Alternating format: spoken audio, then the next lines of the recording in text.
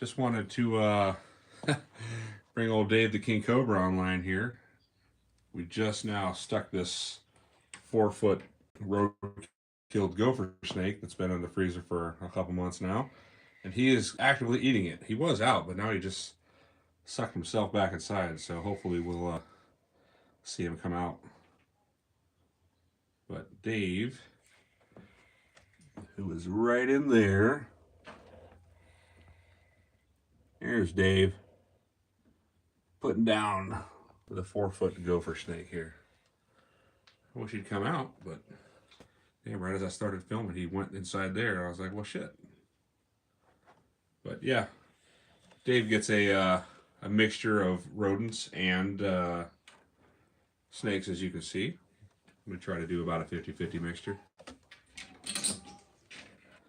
And then we got, it's feeding day today, so Mr. Steve down there, the blackthroat, he knows it's feeding time, but you have to wait a little bit, bud. But this is a Malaysian crossed with an Indonesian king cobra produced by Andy Maddox in Texas.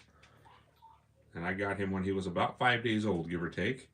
And he is a little bit over 2 years old now. Turned 2 July 1st, 2025. But I wish you'd come out, bud.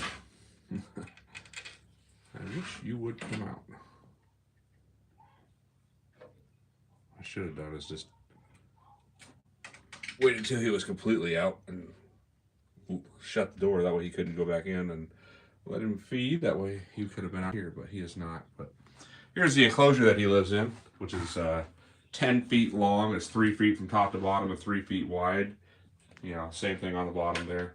It's one giant enclosure that's divided horizontally. Right?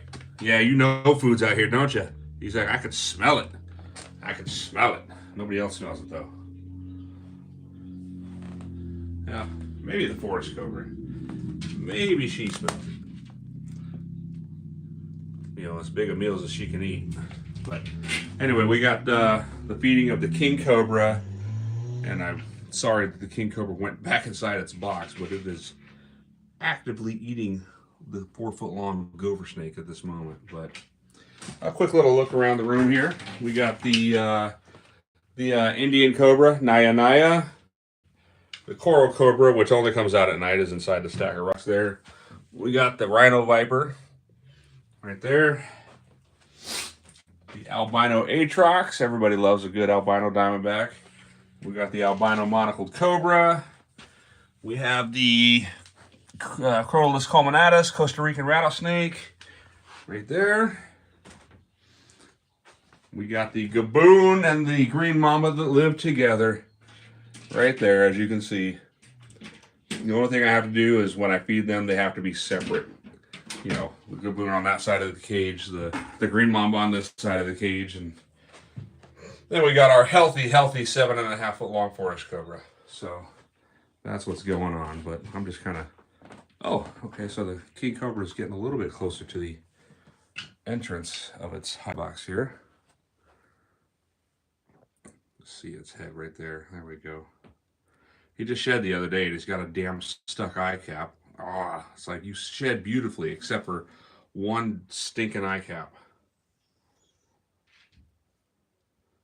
But he will put this beast down. What do you think, bud? Dave is my absolute favorite snake. Always love these guys, always will. But definitely not a snake for beginners. Not in any way, shape, or form. Because these guys not only get big, you know, and as big as this enclosure is, as an adult, I would want him in a little bit larger. I'd love to have him in like a 15-foot enclosure. But he's going to be in here for quite some time. So we'll figure that out later on down the road. Of course, I've seen larger king cobras kept in smaller cages, which is definitely not the right answer. But this cage right here will be good for him for quite some time. Come on out, bud. Move those chompers. I see you inching closer. You're inching closer. Yeah, you might have to come out, get that damn thing down. But yeah, today is feeding day. We got a whole bucket of awesomeness in here that's currently thawed out. So just wanted to take the opportunity to put Dave on display. He was actually on display at the Show Me Reptile Show in Medford, Oregon last weekend, last Saturday. First time he's ever been out of the reptile room.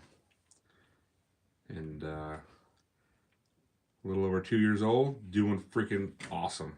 Doing absolutely amazing. I'm going to hold the end of this just to try to see if he'll come out now. If I hold it here, maybe he's got to come forward. But what an amazing snake. And, you know, people talk about snake intelligence, you know, and I don't know a whole lot about that. But what I can tell you is Dave is always watching. When he's out of his hide box, obviously, he's always watching. He's paying attention. He's curious as to what's going on outside the cage. And if that's not a sign of some level of intelligence, then I don't really know what is. But this gopher snake, like all the other frozen snakes I have in my garage freezer for reptiles, was a roadkill I found, and it was so fresh it was still wiggling, even though it was very, very dead. And I get them and I bring them to my reptile freezer where they are frozen for weeks at a time. I want to make sure I kill any internal parasites. So there's Dave right there. His mouth is occupied, so I'm not too worried about anything else. But doing his thing. You're going to have to come out here, man, because I am not letting this end go. Unless he's like, yeah, I'll outweigh you. I will outweigh you. Yeah. Okay, fine. You can have it. You can have it. I'll let it go. I'll let it go. All right. We don't want to stress him out. So we're going to go ahead and close up the enclosure. You know, I wish I would have had them put holes here, like a 1-inch hole, so I could have put like a knob or something to help me close this thing. That would have been a lot easier. But hindsight is 20/20, as they say. So where's my little wedge? Take the little wedge, put it in here. Not that he could ever open that anyway, but you know, without that wedge down there, Mr. Steve, he is already proven capable of sliding that open. He got out of there, and then he got on the side of the freaking enclosure over there, and actually behind this enclosure where he was there for a week before I finally was forced to take the snakes out, put them in enclosures, take all of it, and pull the entire enclosure out from the wall to get his freaking butt back. But what you think, Mr. Steve? You want some food? Let's see, what do we got here? We got something. Oh, yeah. I'm gonna have to do that later because it's all still in the water. But yep, feeding day is here. It's always happy. Dave never fails to disappoint me. Never fails. When he came to us as a little guy, there were 2 other ones that came. One went to each of my friends, and this is the one that survived. And basically, I had a little 10-gallon aquarium with just dry mulch, a little water dish. I kept him dry except for the water dish itself.